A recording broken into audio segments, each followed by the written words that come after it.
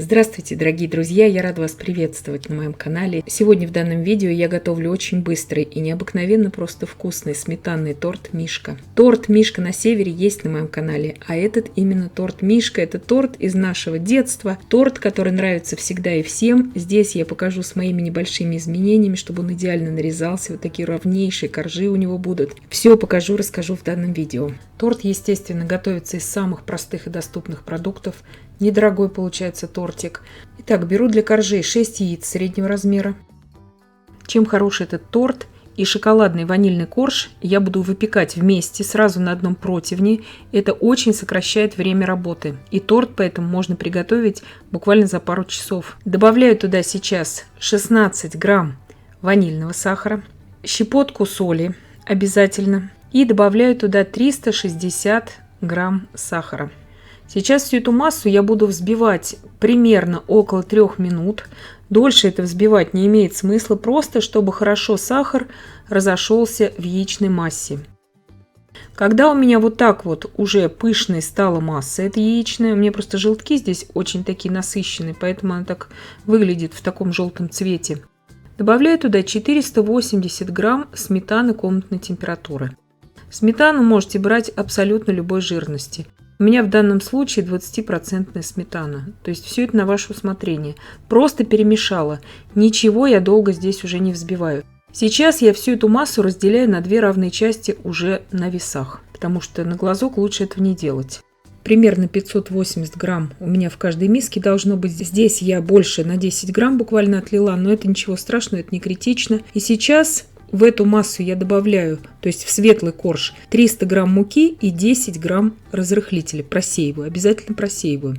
Сейчас я вам покажу лайфхак, как сделать эти сметанные коржи, чтобы они очень хорошо нарезались. То есть в сметанных коржах, вот когда мы готовим такие сметаннички обычные, они очень сильно крошатся. Об этом знаем мы все с детства, потому что так или иначе уже в детстве готовили всегда кто-то сметанные какие-то пироги, и всегда они очень сильно крошатся. Я вам покажу, как это сделать для торта, чтобы он был влажный, сочный, этот очень корж, но не крошился. Я все перемешала просто до объединения с мукой. Ничего здесь лопаткой ни в коем случае не нужно перемешивать. Добавляю туда 50 мл кипятка. Не больше, пожалуйста, 50 мл. Благодаря этому корж у нас будет нежнейший и будет очень хорошо нарезаться. Теперь готовим шоколадный корж. 240 грамм муки, 45 грамм какао-порошка и 10 грамм разрыхлителя. Разрыхлителя меньше здесь не берем. Просто перемешала, чтобы потом не было у меня вкраплений таких в тесте. Просеиваю также всю эту смесь уже во вторую часть вот этого жидкого теста. Также все это перемешиваю сейчас до полной однородности миксером. Ничего лопаткой здесь ни в коем случае не перемешиваем. Духовка у меня уже разогрета на 175 градусов Цельсия. Также добавляю туда 50 мл крутого кипятка. Ни в коем случае не больше. То есть на это количество этого будет достаточно. Формы у меня уже застелены фольгой. То есть это у меня обычные разъемные кольца 21 см в диаметре.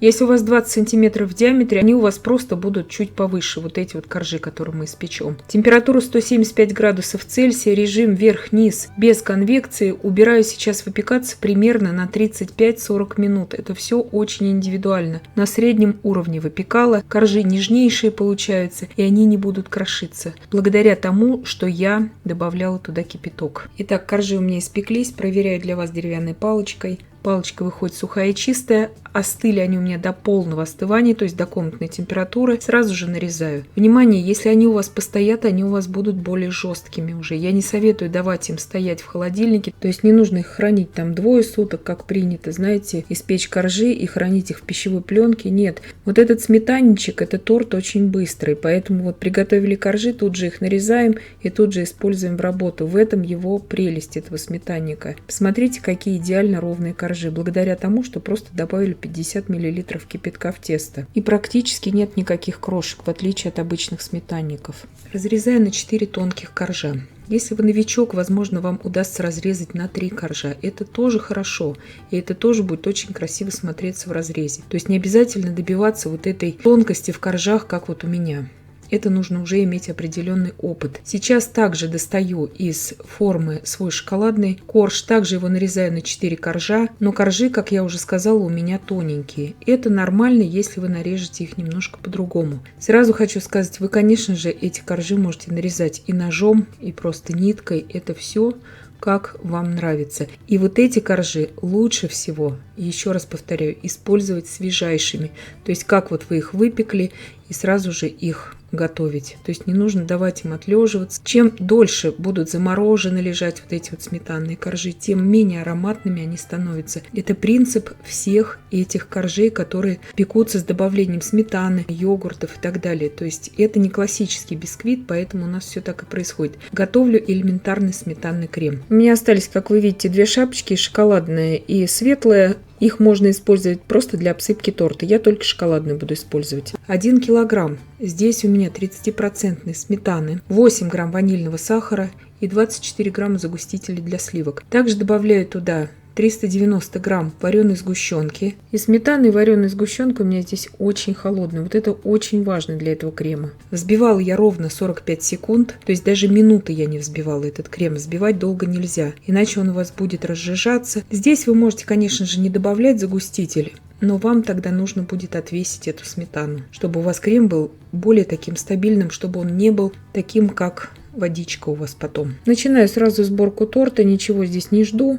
И заметьте, нижний корж я не пропитываю, а вот все последующие коржи я пропитываю просто молоком пастеризованным. По 200 грамм примерно крема я на весах, вот у меня стоит эта миска с кремом на весах, и я отбираю оттуда постоянно по 200 грамм. Ложкой очень удобно. И прям сразу выкладываю на корж. У меня здесь для пропитки ушло примерно 200 мл молока. Вы можете, в принципе, ничем вообще не пропитывать эти коржи, но тогда ему минимум ночь нужно будет настояться. Мне этот тортик нужен был очень быстро, поэтому я пропитывала коржи. Сейчас я его на несколько часов уберу в холодильник. Он у меня пропитается, пропитывается он очень быстро, становится он просто нежнейшим. Ставлю его сейчас в ацетатную пленку, в кондитерское кольцо. Если у вас нету, допустим, ни ацетатной пленки, ни кольца, вы его просто крепко обмотаете тогда обычной пищевой пленкой. И также он у вас будет стабильным.